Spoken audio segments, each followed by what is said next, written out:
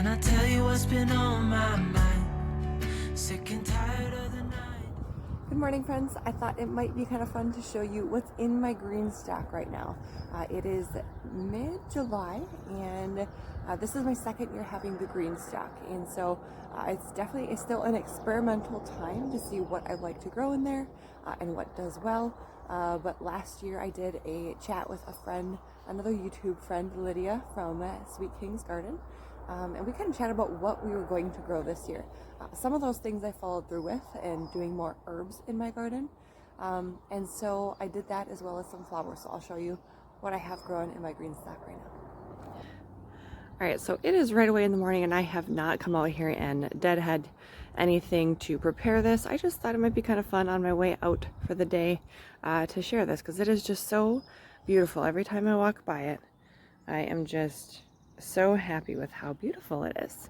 And so I have a bunch of the Wave Runner or the Wave Petunias.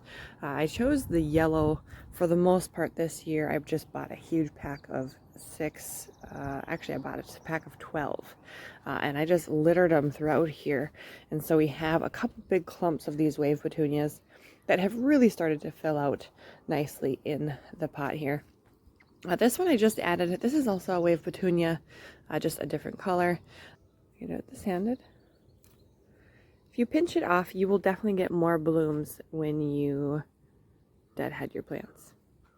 Oh, and then on top here, I do have some white impatiens that I thought I'd grab just in case I needed to fill in any extra shade areas. And then next to that, we have some German chamomile. Now I planted German chamomile once in 2020 in a garden box, and it has spread randomly throughout the yard. And so I found a little clump and I just tossed it in the top here. Now these are a perennial, so if you leave it in here, they will come back and they will reseed themselves. They are heavy reseeders. Next we have some cilantro. I have been cutting off of this. It has bolted or almost bolted, and so I had to do a heavy clipping on it to make sure it didn't have that like really soapy taste to it. And so I want to make sure I keep that clipped because I do like to use this herb garden. Over here we have, this is actually a microgreen that I found that reseeded itself or came back after clipping. And I'm not 100% sure what it is, but I think it's a mustard green. I do have some pests in here kind of chomping on this one, but I don't see any eggs of any sort. But this is actually a really nice spicy green. I believe it's a mustard green. Next to that is some arugula. This is also a spicy green, and it is super delicious. I really love this one. Lettuces do really well in the Greenstalk, which is what I'm going to do in a few of these open spots back here that get shade. Those spots I'm going to actually seed some lettuce as we're kind of in the heat of summer here. Lettuce starts to bolt really quickly in the garden, and so I'm going to see if I can get it in the shade here and do some things with it. So, and then we're back around to the front side. Here is that same petunia. Now, if we go just below that, we have this is some organic basil. These are actually a very small leaf basil. I realized when I got home that it is much smaller than most of my other basil. It still tastes just as delicious. It is just kind of a different variety. Here we have some impatiens. These are shade-loving flowers, and so I needed something on this backside that would be okay in shade. So I grabbed that. Then we have some sage here. Now, I've actually never used fresh sage for cooking.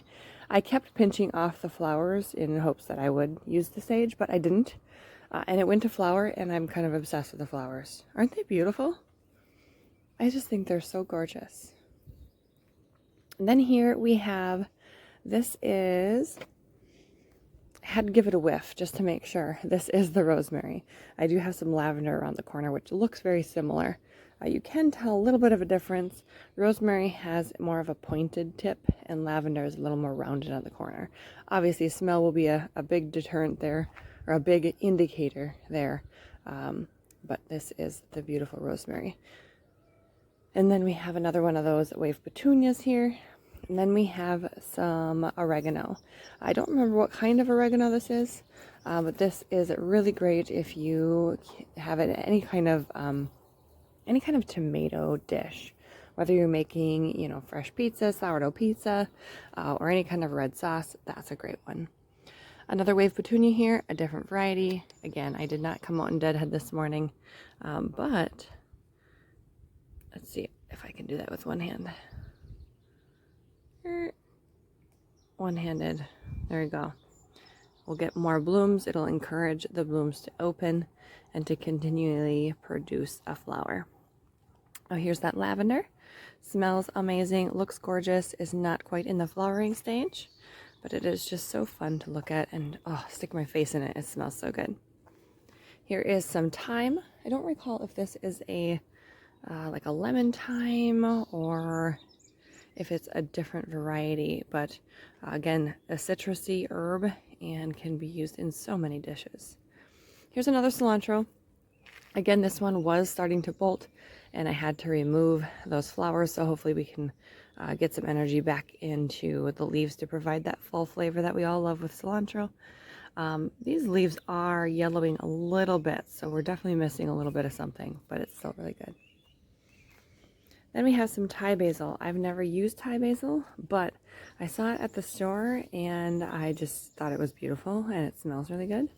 So I wanted to stick that in here. I may or may not use it. If it provides flowers, I might even use it in a cut arrangement. And then we have some of those empty spots here, which I'll put that lettuce. And then at the bottom, we have those shade-loving impatiens.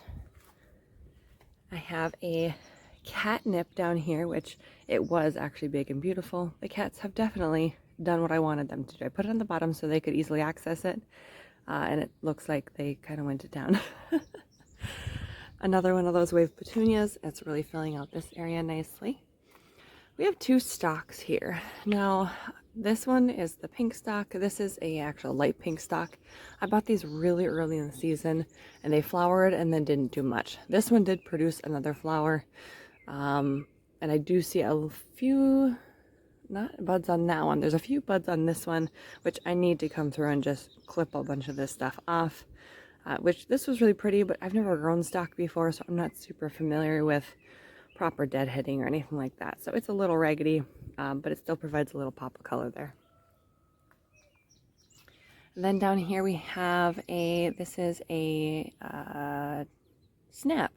And this was just a small variety. Yeah, I actually wasn't super excited about the color on this one. It's a little more neon than I like. I like a little more pastel like this. And it's not growing very tall, but it's still pretty there. We have another one of those basil right above that, a little baby car in the background, and then just some more petunias. And that is what is currently growing in my green stock.